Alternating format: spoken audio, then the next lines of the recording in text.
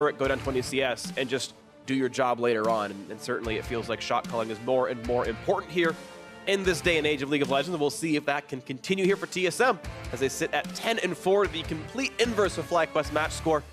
And that will be the same no matter how this match goes because of how math works out. LeBlanc and Rebel banned on the table for TSM. Galio, Elise off for FlyQuest. They might just leave up Zach for Sven. We'll see. I mean, Zach, Cho'Gath, Maokai, all are available. So is Caitlyn, so is Thresh. These are all champions that we have seen first pick. Caitlyn, while a lot of people were saying, she's going to fall off because of the nerfs, she has been so high priority. She's banned basically every single game. I've even seen, I can't remember who the interview was, but there was an interview coming out where they were talking about it was actually the most powerful champion in the game. I want to say it was maybe Pawn. But either way, a lot of priority has been put on Caitlyn, and Caitlyn is up. So is Thresh and Zach. So I'm guessing it's going to be one of those three, but FlyQuest could look to trade for the other two. This is not the first pick. Yeah. The question is what they want to go for here, and it's going to be Zach first up. So Caitlyn allowed to WildTurtle. Yeah, you can just grab Caitlyn and Thresh right now. Lemonnation, while he has not played it a lot, I think if you leave it up, it will be taken away, and that's actually pretty surprising to me. That Caitlyn goes untouched there.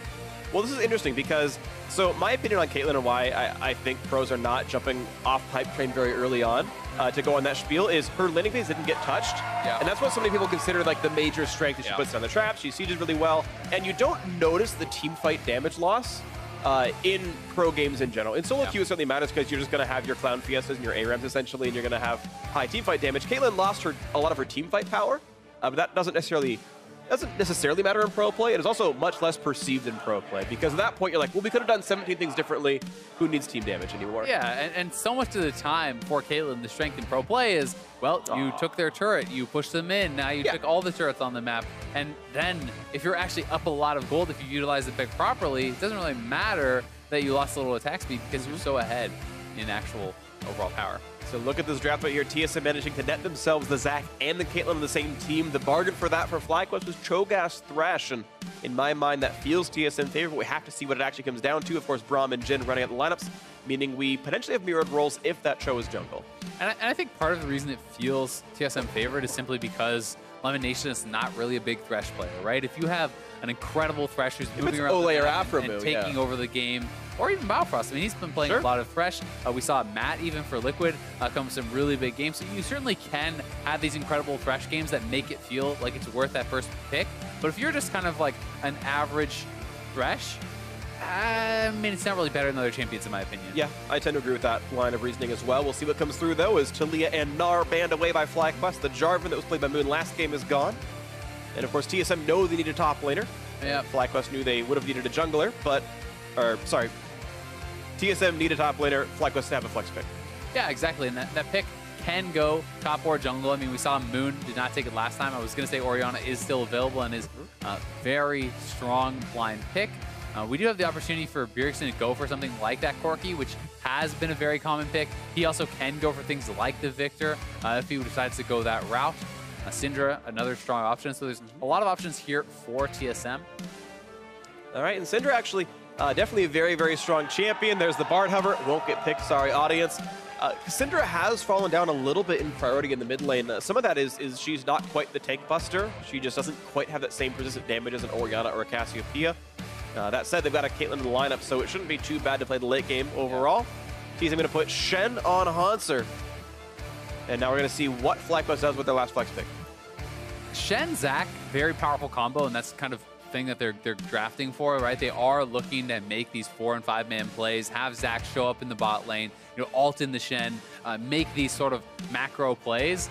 My thing with Shen is, so this is going to be a Cho'Gath top, is I feel like Shen gets outlaned in general by most of the other meta tanks like Cho'Gath and Maokai and stuff. I feel like they outscale him also. So Shen, there is some pressure to move around the map and to get things done because Cho'Gath gets much more out of just sitting there and scaling, in my opinion. Yeah, I think this is really nice balls, and it's such a better matchup compared to the last game. Moon actually told me before the game started, he said, I'm going to pick Rengar and reverse sweep these fools.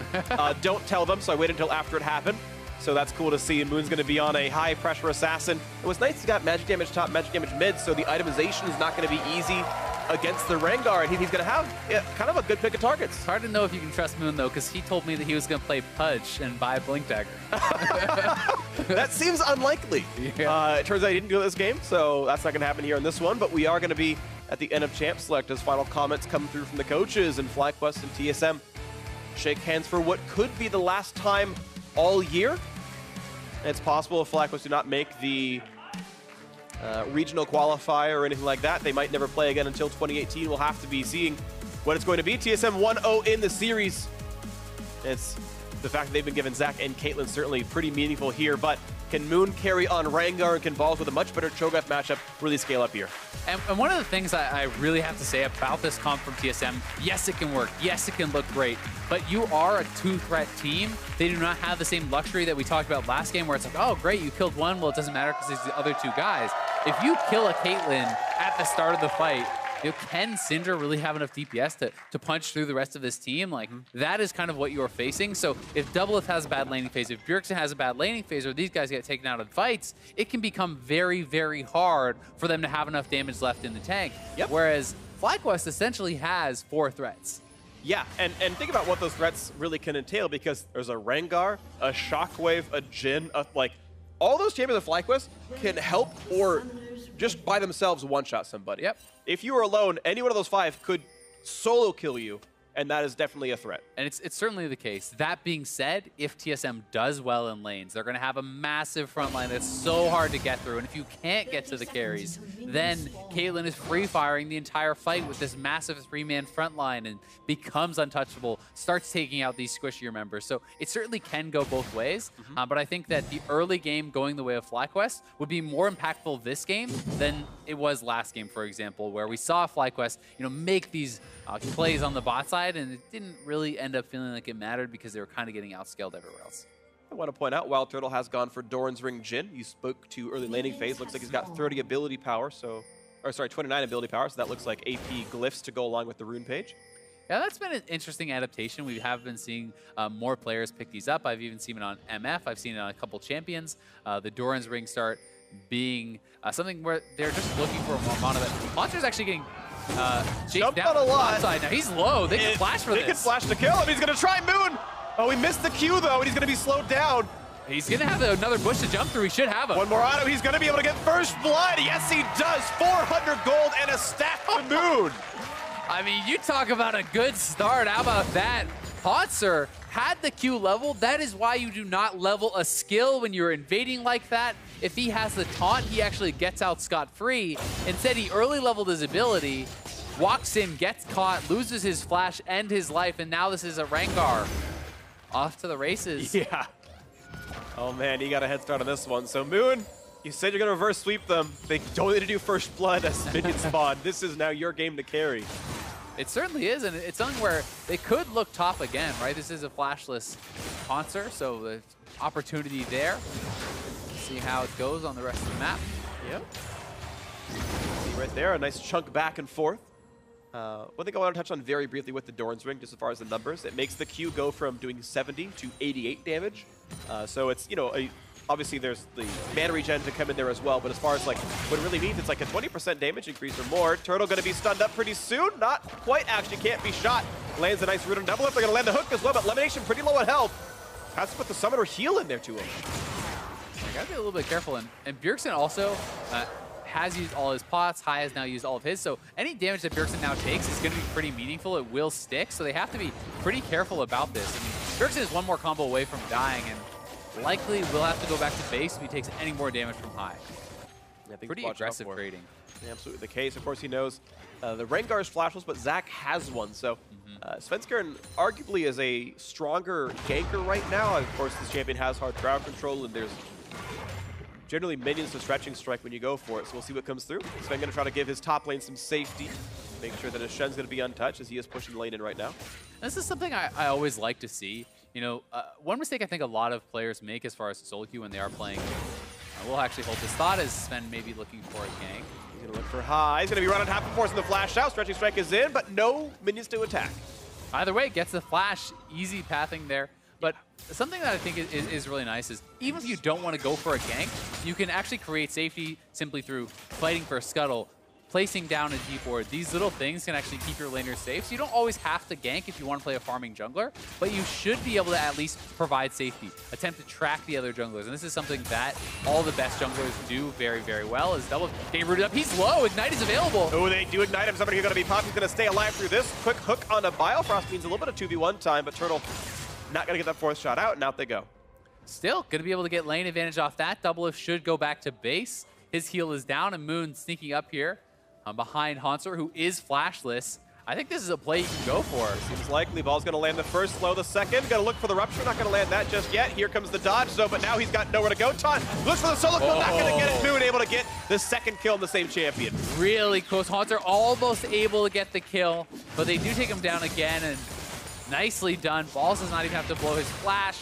So advantages on both sides of the map there for FlyQuest. That's a Biofrost here trying to hold the lane up. He's got to wait about 15 seconds until Double can show, but yeah, the threat of Lemonnation fighting him was too much, and he had to let go of the freeze. Yeah, and that's smart for Lemon. The support in those cases should be the one to stop the base, allow your AD carry to go back and get his buy, and then you stay around, and the minions plus your own damage will force the support to actually break that freeze. Yep.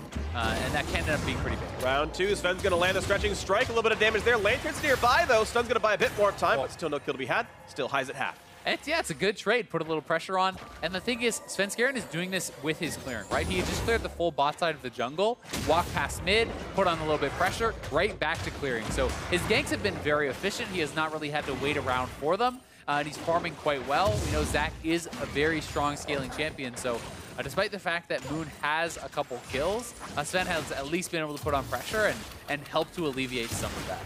That's the case. So we'll see what comes in next on this one is gold difference right now, 900 the lead for FlyQuest. Moon, of course, still only on one stack as both his kills were on the same champion. The opponents attacked him from the passive, not gigantic just yet. And the actual lane itself, it's interesting, in the top side is still 34 to 34, so Hauntzer, arguably a bad matchup. Yes, he has 2 deaths, but has farmed pretty eloquently against Balls, who is going for an interesting build himself. I think Balls is rushing for a Abyssal Mask to help Fly do more damage. And I actually think that it's a super smart build against this team because people think of Shen as a physical damage dealer. Most of his damage, most of his actual burst, like with his Q, is magic damage from the pass-through. So you have magic damage coming from there. If Svenskeren ganks you, that's magic damage. If Bjergsen roams up, that's magic damage. So not only is he actually itemizing very efficiently against that, he's boosting his own damage and that of High. Yeah. Plus having Catalyst in lane is extremely powerful. Have that sustain to be able to kind of push out and actually trade very well. So I think it's a smart build from Balls. And while, yeah, Hauntzer is farming well, and I think Shen certainly can do that, as you get more and more stacks of the Feast, you're gaining percentage damage on your E, and the Vorpal spikes really do start to get tougher and tougher to deal with. So it's more about the scaling than it is about getting slammed in the early lane, and I think Balls has fared well because of the jungle pressure, and they're back up here once again. Oh, hello Hauntzer. Oh, He's in, but there's no one around. He's got flash though. Oh, he's not going to land the root, but does force the flash out. Even just the threat of Rengar was enough, clearly. Yeah, I mean, Moon actually popped his ult and didn't even use a jump there. Is WildTurtle going to get jumped on? Yep, going to have a lantern. Oh, he's gone. Oh, that trap was sick, and he can't get to the lantern. There's no way out. DoubleLift gets the kill, and it was all beautiful from Biofrost. The pink ward from Biofrost gets dropped on the lantern, so he cannot click it. You saw it actually took some damage there from WildTurtle shots, and Lemon needed to be faster on the lantern, needed to go for the lantern before that hook and get him out of there. He does not, and a beautiful combo means they kill him, and now Svenskeren can look for the dive. He's gonna try, jumps forward, finds himself a Lemonnation. Here's the Let's Bounce, buys a bit more time, and suddenly Bjergsen's here, and Lemmonnation's not even gonna bother trying to flash for it. Down he goes, Bjergsen gets the kill, a nice roam, and TSM leads in the bot lane. And now they can get some pressure onto this turret. I mean, this is a red buff on Sven, so he's gonna add some pretty nice damage, but here's the play once more. Lemon just needed to lantern him out right away. Right then. And unfortunately, he waits a little bit too long. The trap, and look at the pink ward, gets set down right on the lantern. Biofrost is stepping on it. You just can't click it. There's no way to really be able to do that. So using that ward, very, very smart from Biofrost. And yeah, first turret. TSM getting the 1,000 gold for that one. It's partially unlucky. Lemonnation was during his half-second long death sentence cast animation initially, and so he's actually unable to lantern for, you know, that extra little bit of time. But certainly you're right. I mean, you wish lantern were earlier. Bit of a fight in the mid lane, Bjergsen trading with High getting the better of it. I mean, I think it's simply one of the cases where as soon as you actually see him get tagged by the Braum Q, you need to drop your lantern. Then you can look for the hook after once there has been some distance created. But that's one of those cases where, hey, maybe a more experienced Thresh player makes a different play, and maybe that looks completely differently, right? You know, if the Lantern is actually dropped before the hook, that's a nothing play. He just gets right back out, maybe takes the time to do the damage, but that doesn't actually end up mattering. Instead, that little difference in play means a kill, means first turret gets taken then, and means a CS disadvantage, which is very impactful in the larger scale of things. Absolutely agree with you. It's a big deal here on this one. FlyQuest, of course, were able to answer the top lane turret. Sadly, of course, it was the second one to go down, as we mentioned, the bot lane double kill coming through. This means the gold is equal, all things said and done. And we'll see what can come next out of this one. You know, Balls and Moon kind of, it's in their court to carry, essentially. And see if that can come through. I think Cho'Gath certainly can be a big threat. But DoubleLift, obviously, off to the races himself, is a very big girl on Caitlyn. Yeah, and that's the tough part, right? Because we talked about the two-threat team, but both of them are now doing well. You know, FlyQuest bot lane had actually been laning favorably. You know, pushed DoubleLift back, made him have a worse first buy, all these things. But when you give the first turret gold over to him, when he gets that kill off the play, he's actually in a really good spot. Plus, Bjergsen got a kill off of Braum. Those are the two key members for TSM. It's okay for Hauntzer to be behind because he's playing Shen. He just essentially, you know, needs to kind of fulfill that role of ultimating, being an extra body. It's really about the carries, I think, here. And TSM hasn't been well. They're going to get a pretty early Ocean Drake as well. And this one, 10.5 minutes in, Ocean Drake is in. And if they do find themselves in the winning phase, the health and man regen is certainly going to be nice to have. They continue to stack up their neutral objectives. Moon right now is the gold leader of the team and the game at 4-200. We'll see if, again, he can push that advantage forward. He had to stop for early Mercury treads, though, because, again, of all the threat of the 4, actually even 5, you count Caitlyn, hard CC champion to the opposing team. Slows down his damage a bit, though, by doing so. It does get really tough to actually engage as well. Like, I mean, if you're not attacking the Shen ultimate can always come in, right? And you don't always want it to be ganking the Shen. And may be able to chase him down here, though. Hauntzer. He's flashless, but Dash is in. And now Moon is in for round 2. He's going to Cho'Gath kind of nearby. The damage is in. It is third kill onto the top laner as Hauntzer goes down. Nicely done there by Moon, attacking the global, not allowing Hauntzer to have his ultimate to bail someone else out. So we'll see. Is that enough of a way in? Can he actually get enough gold off of Hauntzer, and can Balls get enough of an advantage that this really matters? Because the rest of the map is still going very well for FlyQuest, and they are actually down on gold. Well, dead even now. Yeah, dead even, but you're right. It's still minus 10 CS in the mid lane, though, as Bjergsen has said. He's kind of shown he's been, generally speaking, the better player this one. And a TP cancel out of a Hauntzer, and Balls going to do the same. Means there's just alone time in that bot lane. The question is, can Balls defend top lane? Probably not, but it should be a trade of turrets at worst. And I mean, if it's just the two members and you know for sure it is, then I think you can defend it pretty aggressively. But the fact that Svenskeren could be up there and actually was means he has to back off, because then a dive is so easy to pull off. And Bjergsen had freedom too. You can see High's under turret, and Bjergsen actually cheated to that top jungle. He's taking Raptors away right now, so certainly understandable there. FlyQuest faster on the play, though. They actually do take down this turret, so we'll see if they can actually look to pressure 2. The trait for TSM in that case would be the Rift Herald. But I mean, FlyQuest is on the second turret already before the first one goes down. Not sure if they'll have enough damage, but I mean, 4 men coming down, and Hauntzer. He does have flash up, but it's going to be a red steal. Nothing else. Moon walks back down to this one. A quick Herald pickup will mean at least half the turret somewhere on the map. Still pretty good for FlyQuest. I mean, they can't end up knocking down that turret, but they at least get the trade, and they do get some damage down on it. They're going to be faster back to mid lane, so you know, kind of who comes out ahead is going to be mostly down to how much damage does the Rift Herald deal. Look for High on this one. He's finding some minions to hit, but doesn't mean much. Yeah, no follow-up there, so High not really in any trouble. Can hold on to those summoners. They would love to get a kill before they drop that Rift Herald in order to create a ton of pressure. Because if you can take out High, he is most of the wave clear, honestly, here, and they can actually look to threaten a double turret take with that Rift Herald. He can find it for himself. He's in to get that opening pick, and if Sven can drop the buff.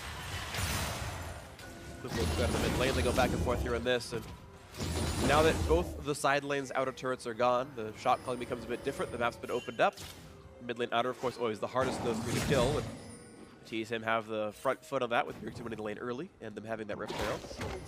See if they can break the line. TSM waiting in the wings. They're going to find FlyQuest. Here comes a jump on in. A flash out from Here comes Shen as well. Let's bounce, brings him back in. And Biofrost doesn't find quite much to do, but look at the damage up with there. The bounces are in. They're going to find a 1. Lemmonnation's gone already. Now Ball's supposed to kite back. He found some reps for a shockwave. They get a trade kill and 2 picked up as a solo kill came through as Moon was able to take down double from the backside. Looking for more as Jhin reopens. A stun buys some time though, and Hauntzer, he's going to get out of range. 2 for 1, though, advantage FlyQuest. Nice shockwave there from FlyQuest. It was a good engage, though, from TSM. You see the CC combo being shown off. Zac goes in, ultimated by the Shen, and then the ultimate of Zac gets followed up by a taunt. So there's a lot of CC to lair there. But Caitlyn was actually not with the team, and if DoubleLift is not there, they don't really have the damage to actually take people down. Turtle with a really nice reactive flash to get out of that. So it was essentially just kind of frontliners that got pulled in, and then as they pull back, you can see Moon killing DoubleLift on the right side. Really nice shockwave. Allows them to kind of trade and grab a couple kills. Really nice stuff right there. And now, we can see another attempt by Sven. Heads up, places the Raptors, pulls Lemonnation for a few more seconds. But again, there's no follow-up. Doesn't mean too much here. As we track Moon, we know he's going towards his next lethality item. He's got a second Bone Tooth Necklace stack because he finally killed someone else on the map. Slowly as he grows up onto this. Was not part of any assists on the other kills, though. Yeah, it's really those later stacks that mean so much. I mean, yeah, your first kill gives you 1% bonus AD. Your second gives you 2%. Your third is 4. Then it's 6. Then it's 7. Like, it's... Yeah. The increases go up so much. So if you can actually get to that 4th and 5th stack, that's where you really start to get super powerful. Right. But because he has a lot of kills, you would expect him to have more stacks. 3 of them are on Shen. Yeah, and then of course those don't repeat right there. And to clarify what you were saying, that's the additive increase. Percentage damage over the previous stack. So, you know, 1 to 3 to 7 is +2, +3, etc. So, either way, yes. Again, it means more as time goes on. TSM wanted to siege top lane. They got the Rift Herald. It's going to be a gigantic chunk as well. And now the wave crew is going to be tested here by FlyQuest as DoubleLift is getting a lot of free time. Oh, nice play. Buys time out from Sven. Still going to pull Lemonnation for a few more seconds. But yes, top lane tier 2 will fall. Well played to the Rift Herald summon. And I mean, unless Orianna is there, they really don't have the wave clear to actually aggressively contest those sorts of pushes. So they do cash in on the Rift Herald. They get a turret. More gold taken off the map here for TSM. And they are up 1 turret, so we'll see. I mean, we're kind of waiting really to find out how much can Moon get done, because that's where a lot of the gold is actually concentrated for FlyQuest. He's the guy with the most gold on the team. He has the biggest advantage over his opponent. And he does have some early lethality, probably working toward that Duskblade. And then he really needs to keep snowballing, because if he can't, it's going to be tough for FlyQuest. They're going to find themselves Shen once again. Hauntzer does have Flash, TP, and the ultimate up, but he is alone right now. I mean, the question is this even worth it? You're sending 4 members. TSM is just going for the mid lane turret, right? And yeah, great. You killed an 0-3 Shen, but you're losing your mid lane turret. They're going to be able to even push up to get pressure perhaps on a second. Yeah. To me, that's such a big commitment, and I know they feel like they have to do it. They have to attack the global, or Shen will come in and reinforce. But it just doesn't really get you much of anything. I think in the long duration play, it'll work out. Cho'Gath's getting a lot of free time top side. He'll actually, if he wanted to, he could have maybe crashed the wave into the turret. They'll get this Cloud Drake as well, which is, I think, a decent constellation prize. And I think at the end of the day, Drake plus kill is probably a bit better than a turret, but you're right, it's not gigantic. TSM getting mid-outer, clearly very valuable. Yeah, and you have to take into consideration, you know, everything else that's going on in the map. The minions they lost to the mid lane turret. The mid lane turret unlocks a lot of jungle focus and kind of the vision control, I think, around the mid lane too. So it's like, plus they're utilizing their ultimates. But either way, it's not too bad. It would have been a lot better if they could have actually shoved up those waves on both sides and denied the farm. Yeah. But they're kind of scared to do that because TSM could have been rotating from the mid lane. So Hauntzer just ends up being able to kind of collect the wave that was pushed up by Pulse. Right, because Hauntzer's respawning in 4 seconds. He can ult right back into the team fight. For most intents and purposes, TSM have 5 members ready to go in a team fight. The respawn wasn't going to be very long, so yeah, FlyQuest played it safe. And they're in fact still down gold right now. TSM up 2 turrets. Not again. And Hauntzer going to flash over the wall and go, all right. Yeah, we're out for this one. And look at Hauntzer's build, right? He's had to go Spirit with his next item because he's mostly fighting magic damage, except when Moon shows up. And so he's not built to deal with the Rengar yet. I think it's a solid build either way, though. You know, having the CDR is going to be pretty nice for joining those team fights. And TSM shoving up on the bot side. Moon is huge, though. I mean, he's already on 2 items, has the Duskblade, is 5-0. He's having a great game, but he needs to be able to turn this into kills on DoubleLift, on Bjergsen, or it will not matter at all in the later team fights. And that's really where the pressure is on, because as long as TSM keeps farming, keeps their carries alive, they can keep sacrificing Hauntzer. It doesn't really matter. Yep. And in an actual team fight, how do you get through Shen, Zac, Syndra, CC, and Braum? Yeah, that's the question. If Double's positioned well, he's not getting caught out by Moon in a 5-on-5. Exactly, and Hauntzer can just look to be the 1-4. Like, as long as he is drawing pressure, later in the game, You know, the question is, if Hauntzer goes down, can FlyQuest actually force for something, right? Because that's when it becomes more impactful as the spawn timers become longer. If Hauntzer's down for 30, 40 seconds, hey, maybe you're losing a Baron off that. Maybe that matters. But in the earlier stages of the game, has not been a big deal. Either way, keeping it close. Yeah, absolutely. Speaking of keeping it close, the fact that the turrets have gone down, Hauntzer himself is only down 700-ish gold under balls. That's not gigantic. That's not a huge deal. And that's despite a farm lead, despite a bunch of assists and everything else. Yeah, but he's got turret money, so he's not too bad in this one. Yep. Mid lane is catching up. In fact, Bjergsen now richer than Moon is himself. Again, turret gold certainly a big factor for that one. TSM overall are actually the winning team in gold. So FlyQuest gonna hope to find something a bit later on to this one as the builds continue. And FlyQuest certainly does have an explosive team fight, right? If you can pull off a shockwave combo with that Rengar, maybe you can actually make a big play. But they're looking for the engage on High, and High has no flash now. On the High, he's gonna get jumped on. The taunt is there as well. Cleansy's not gonna get shockwave, just barely in time, but he's still gonna get chased in, and Sven getting the kill for himself. So now the 5-on-4 continues, looking for snipes on Bjergsen, and Turtle's not gonna land these shots just yet. Looking to kill his ex-teammate. Another's gonna land now, gonna hit Biofrost with double for a little bit here, and after the flash, they find a bit. Can they find double? They can't just yet. Biofrost does get picked up, but 2 back in for TSM. And look at that one, the Let's Bounce, not quite gonna find the targets. The flash to get him to safety, but still fight 1. 3-1 for TSM. Yeah, and a lot of summoners expended on both sides. Moon, I believe, tried to go for the execute on Bjergsen, but Bjergsen able to pop. His summoners get out of there, and now TSM will collect up that farm, trying to establish mid lane control again, pushing that up, and they could look to now fight for vision around the Baron. See what they can get out of this one, because with a 2,000 gold lead, TSM could look pretty solid as the respawns all come through. Ball's gonna be back on the back on the map, I should say, in just a second. We'll see what comes in next for this. Rapid fire cannon now done for double, makes it even easier for him to team fight. His damage output certainly scaling up nicely as we watch this fight again. Yeah, so the engage comes in on the High. Moon is looking to join with the ultimate, popping that and trying to run in from pretty far away. And he looks for Bjergsen, who is separated, but Bjergsen has both of the summoners, barely able to get away. That Q that was actually casting at Max Frosty would have killed Bjergsen off. So had he been slower on that flash, he would have gone down. But with Bjergsen surviving, watch Moon. This is the strongest member on FlyQuest. What can he actually get done in this fight? He's not really able to find a way in. I mean, the front line is dead by the time he actually gets to the bush. Then it's just full retreat. And when all your gold is on a champion who has trouble actually entering and participating in the fights, that spells trouble for you in the team fights. And totally agree on that one. Bjergsen able to get damage out in the end of it all. And 2,000 gold lead puts TSM in a solid position here. Mountain Drake spawning 1.5. Baron obviously available for the taking if they can control it. As items continue to come in now, Hauntzer getting himself some armor. Going towards Randuin's or maybe even a Thornmail. Another thing you always have to remember on a team that has a lot of tanks like TSM, the cost of starting up the Baron is relatively low because you have people who can actually tank it up very, very easily. So as you get a couple more minutes into the game, as the armor starts to be picked up, you know, on Svenskeren and on this Shen, they can threaten the Baron pretty easily if they want to try to bait FlyQuest in, but we'll see if they elect to go for a play like that. See if they can try for this one. FlyQuest right now grouped up the mid lane right here, looking for the wave clear as Sven. Gonna pop the Banshee, fell out of High. Not too much found otherwise. You guys back and forth. Turret damage was dealt, but no major gains. They're gonna rotate back towards what looks like Baron. Yeah, and it's about mid lane control. Mid lane control gets you access to the Baron, gets you the ability to throw down some of his vision to take down the Scuttle, so they can look to, at the very least, deny that sort of play from TSM. But now TSM responds, shoving up mid, and FlyQuest will have to return and try to fight over this. The untold story now, though, is no one is answering Hauntzer just yet. Balls has no TP, Hauntzer has his ultimate, so he can join a fight.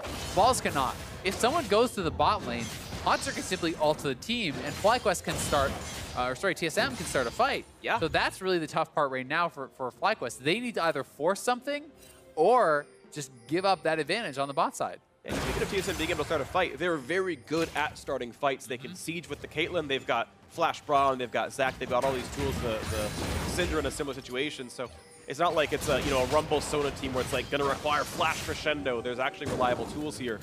Drake can be picked up pretty easily by DoubleLift and Co. TSM going to grab that with no problem. This is actually so smart too. I really like the wave manipulation from Hauntzer. So instead of just hard crashing that wave in, if he's going to go back to base, he allows the slow push, so he has more time where that wave is actually pressuring, because it's going to build up and it will eventually push into that turret. This gives him time to actually buy, go back down, and still kind of utilize that pressure. Instead of just hard shoving it out and having it bounce back to you, he creates more map pressure this way, still picks up the dragon, so I think it's pretty smart stuff. Definitely agree. Smart is one of the terms you can typically use to describe TSM players. They've been #1 or at worst #2 for so long for a reason. So now Turtle shows bot side. Will TSM actually force a play? Because this is their opportunity. They need to look now, and there they go. And see if they can find that one. Nice juke by High, gets away from the bounce, and a nice rupture actually puts Svenskeren down to 1,000. A shotgun out of 2 as well. The tank's pretty durable though. Biofrost comes in, lets bounce, brings in 1, and Ball's gonna be okay for now. Still has ulti available if he can find the target. The taunt not gonna be found just yet from Hauntzer. Gets actually away. And they're gonna find the root on a 1. Can they get this kill picked up? It seems like the chop comes in. The attack should be there. And the first tank is down. Now comes the follow through. Looking for double, can't quite find it. And the obliteration as Moon is gone, and Biofrost just takes up the shots. They just can't get the damage. FlyQuest only trade 1 for 1. Moon could not get in. Couldn't get in, but some low health bars on TSM. Will they re-engage? Oh, they almost get high, but the Lantern was there. The root is in, but it's going to be the passive only. The re-engage is there for Biofrost. Bjergsen gets the kill into High, and they cannot kill up the Bloblets. So, yes, the Zac is going to be just fine. Elimination force to flash the wall. Biofrost looks for the Q. The stun's going to land. Not going to matter, though. 2 for 1, favor TSM. And they're going to go right to Baron. They have the control now. FlyQuest has to base, and this likely is a free Baron here for TSM. We'll see if Turtle and Lemonnation can actually get over there. The TP is coming in from Ball, so they're going to try to contest. But TSM has 5 members strong here. Yep, Hauntzer's back in the fight here. They go for it. Lemonnation incredibly injured. Ball's at least is tanky, but there's no feast available. TSM likely know this, and the damage output is there. The Caitlyn trap in. The burst damage really, really high. Smite range is there and going to be nicely picked up there by Sven. Oh, the double engages in. Yeah, so we missed the stretching strike, though. They will maybe get balls, but able to flash the wall. However, round 2 is going to be here. That's an easy shot. There's the bounce, and yes, the kill comes through to Sven. 9-8 TSM plus the Baron.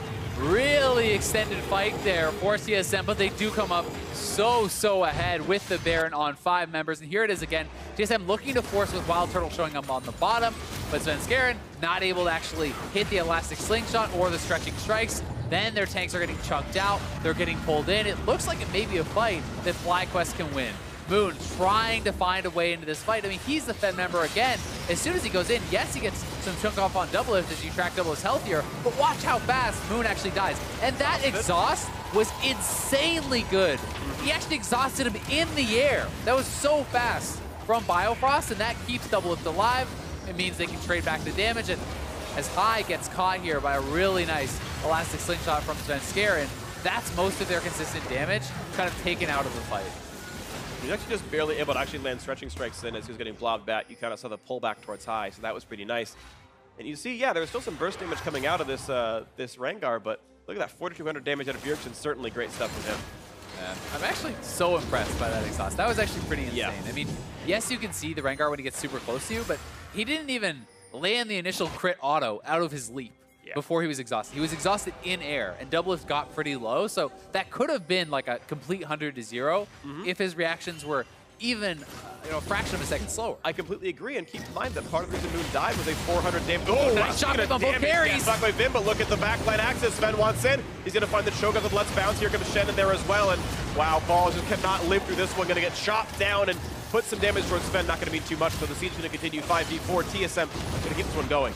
It was a great shockwave there from High, but Balls didn't have his flash. He couldn't actually get back to those carries to finish them off with the feast, so no follow-up damage means the siege continues for TSM, and they can get a lot done here. Follow-through, they're going to knock him down. High is gone. He's flatlined. The kill picked up easily, and it's time for the turrets to fall right afterwards. It could be time for the Nexus to fall. I mean, that's 40 seconds on High. They have Baron minions here. TSM could look to continue pushing. We'll see if they want to go for multiple inhibs, or if they just want to try to end the game. Let's see if they try for it. The inhibitor is down. Hauntzer pushes the wave down in the mid lane, and they're looking at these a little bit. They've got a wave on the top side. They've got the wave right here for the Nexus, and they are going for multiple inhib. They're not going to close it out. Yep. Going for the safer approach. High back up at 20 seconds. They're going for the safe top turret kill. I mean, this is pretty much guaranteed, so it's hard to blame them for taking this double inhibitor play. They could even look to continue pushing after that, but I mean, they're going to have so much gold in their pockets at this point that you can base, you can spend that up, and may as well take the guaranteed play. Yep, between 1 and 2,000 per player guaranteed means you've got, a 7,000 and 8,000 gold recall to put in. That's certainly worth it. And that's really what the gold advantage is. I mean, they're AK up. They have about AK in the pockets. Great shockwave combo from High. Hits both the carries. Ball does follow up with the rupture, but I mean, he doesn't have his flash to actually get on top of Bjergsen and land that piece. So Ball's unable to really do anything after that. Gets fully CC chained down, and FlyQuest, without the follow-up damage, there's nothing there. I mean, Moon couldn't get to the back line. He wasn't there in position either, so it's all starting to kind of fall apart. It really is right now. TSM looking to close this one out with their 8,000 gold lead. Baron has timed out, but I think the damage has been done. Nice chunk and a high, does about 700 damage. The wave continues. Hauntzer back with the team, and you can see TSM, all they have to do is just stay grouped now. Hauntzer is actually going to join the team. Certainly TP and his ult are both down, that's part of the reason, but... Yep, and both side lanes are going to push in because you have super minions spawning. You simply wait for those to provide the pressure. It's FlyQuest that has to engage, and they have to engage now. Kai is actually getting chunked down very low. Gonna hurt, double shields in. All right, it's gonna be okay, but mid lane tier 2 gonna fall. Look at Moon though, look where Moon is. He's coming now with the ultimate, very likely. This is probably their last chance. He needs to delete a carry, if not two. Kai's got to heal back up in the fountain. He's got home guard boost. He's got to come back in now. Maybe too late. The turret's already gone. Now they don't have even defender's advantage, and the inhibitor is going to be going. They need to look for it right now. He's got to try, but of course Double has a trap line behind him. Okay, now Biofrost. Here comes the attempt. Can Moon find the target? They know he's behind. They know he's to the left-hand side here in this one. Biofrost is the marker, so no crit for DoubleLift. Once again, they know he's up and to the left now on this one, and out they go. No kill to be had. Can't find the play, and I mean, super minions are already on the inhibitor. This just means TSM's going to close right in, and that's 3 inhibs, which essentially means the game is they still have their tier 2 turrets. They can just continue this push. More super minions going to be crashing in. Nexus turret's already very low, and Sven's looking for the fight. Goes in right now, finds in 2. They're going to find some stuns. They're going to get the damage over if they can. Shockwave not going to be had just yet. Looking for it now in the backline, but no kills coming through. Double gets 1 on the balls already. The front pushing forward as well. Orianna going to drop turtles on as well. There's no carries left. Lemonnation going to drop 3 kills in for Double. Looking for a 4th as the Bjergsen getting the last one of this fight. That is the ace, and TSM going to make it 2-0. Going to improve to 11 match wins on their quest for a playoff bye. Really clean series here from TSM. That's what you're looking for down the stretch as a team that is competing for those playoff buys. Very good play across the board. FlyQuest, another strong early game, but they couldn't actually transition it into anything because the key members of TSM, Bjergsen and DoubleLift on these carries, were never put behind. All this attention on Hauntzer, what did it result in? I mean, Balls really got no significant advantage. Moon is not able to actually find the assassinations in the team fights, thanks in part to some great play from Biofrost, which was extremely quick with the locket and with the exhaust, but I mean, you have to be able to convert on those early game leads, and they had a hard comp to do it with. Totally agree. 4x honor Hauntzer for tilt proof. Went 0-4-1. Managed to still ult in the team fights and play the proper frontline role. But you're right. Once you got in the team fight phase, TSM stayed grouped up, and there was nothing to be had there for the rest of the squad. Nice attempt at a Moon to try to get the game in his own hands. He certainly did get himself a lead, but just was not quite able to convert. And maybe Bjergsen is going to be happy with how well he shot called this game and not letting FlyQuest get those sort of arbitrary gold leads. Yeah, certainly so. And I mean, Moon played a good game, right? He but did. At the end of the day, when you start 5-0 and you're on this Rengar and you're playing against this team that has so much CC, so much way to deny your assassination, it's very difficult to find a way into the fight.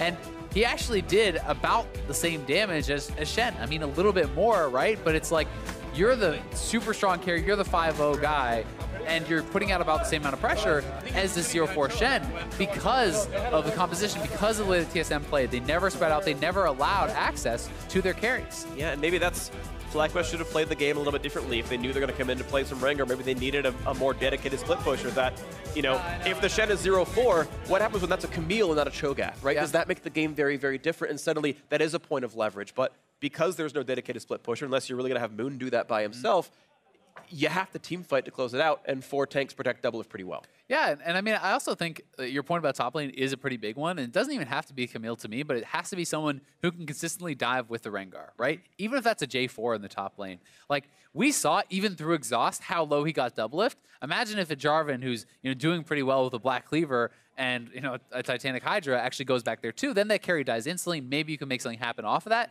but Cho'Gath cannot follow up unless Cho'Gath has Flash. So, like, that is part of the problem. They draft this champion, which, yes, sometimes you can delete the backline, but most of the time you're stuck hitting frontline, which is why he has percentage damage on the Vorkal spikes and does true damage with his ultimate, but, like, they're not a frontline killing team. Yeah. Jhin does not really kill frontline well. Rengar does not kill frontline well. So you need a dive buddy, someone who can go back with Moon to make the team fights work. Otherwise, your Rengar ends up doing nothing. Yeah, that's what it ended up being there. Unfortunate for them, but still a great win for TSM 2-0. So now for more on that win, let's check in with Pacey Chime and the TSM jungler. Thank you very much. I'm here with Svenskeren after a very clean-looking 2-0 there as TSM take down FlyQuest. I have to ask you, as far as kind of jungle matchup goes here, Moon, very aggressive play, especially playing champions like Rengar in that second game. What do you think of Moon's style, and how do you think your style matches up against him?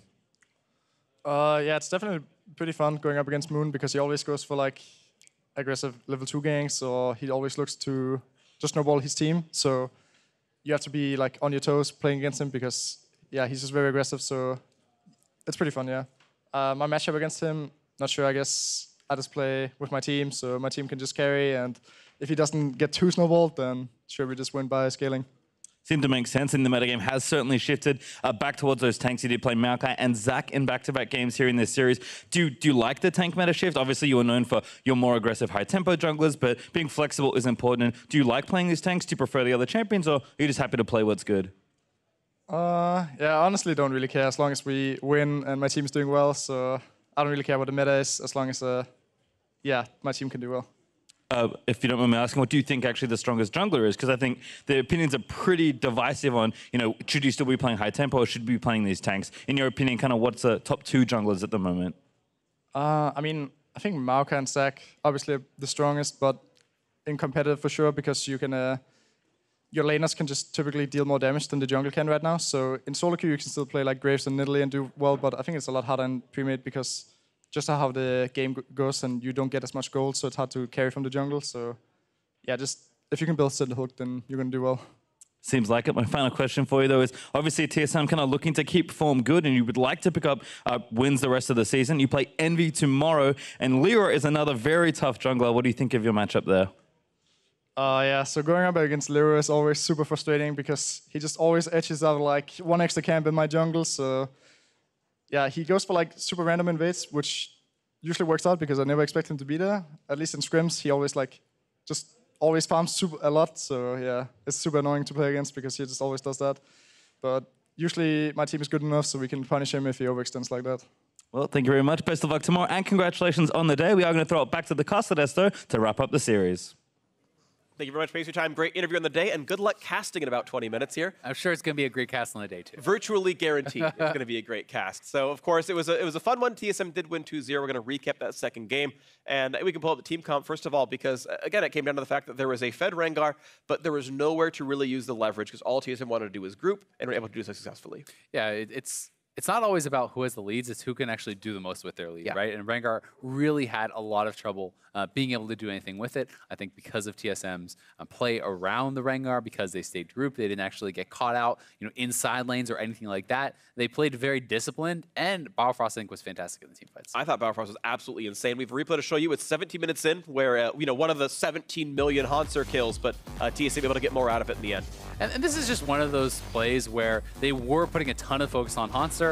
They're getting kills on him consistently. They're able to execute these plays. So it's not like it's a complete failure of a player by any means from FlyQuest. They get something done, but TSM is able to trade back. They're taking a turret mid. They're picking up farm. FlyQuest is never able to kind of go the extra mile with those kills and knock down more turrets or get the kill and the Baron or get the kill and the Rift Herald. And that's really, I think, what kept TSM in the early game both times is being able to play well around lanes, around the objectives, and not kind of giving up too much. Yeah, I thought very good play out of TSM overall, and they are still looking very solid heading into the postseason. With this loss, FlyQuest are eliminated from any potential playoff positions. It also means that now only Echo Fox has a chance of making it into that top 6. And if they ever lose, then Envy and Dignitas and Cloud9 are all safe no matter what. So there's only one possible team that could ever upset the top 6 in playoff standings. And even that would require, again, a 4-0 and 0-4. Just to keep that picture up to date, I think it's very rare we've had this cut and dry standings relatively early in the split. Definitely, but I mean, they are still fighting to avoid relegation, trying to get 7th, 8th. Those spots are actually very important to just not go into the promo relegation tournament, which is extremely stressful. Of course. And does have quite a bit on the line. Yeah, and they're, of course, facing Phoenix One and Echo Fox and all those guys for it. I want to give shout-outs to player of the game who we gave it to, Biofrost, on the Braum. I thought he made a lot of really insane plays.